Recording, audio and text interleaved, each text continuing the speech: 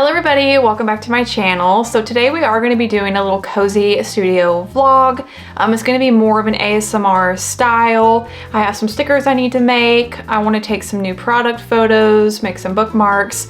But before we get into that, I wanted to make a little announcement on here in case you're not, following me over on Instagram, but I am now offering printables. So I have a few bookmark designs available on my Etsy, so you can actually download these designs and then print them at home and make your own bookmarks. I've had a lot of you guys ask me if I sell my designs, and I thought, you know what?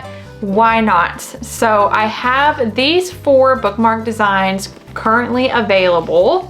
So we have the dancing skeletons, the sunflower, the spooky bats, and the fall pumpkins.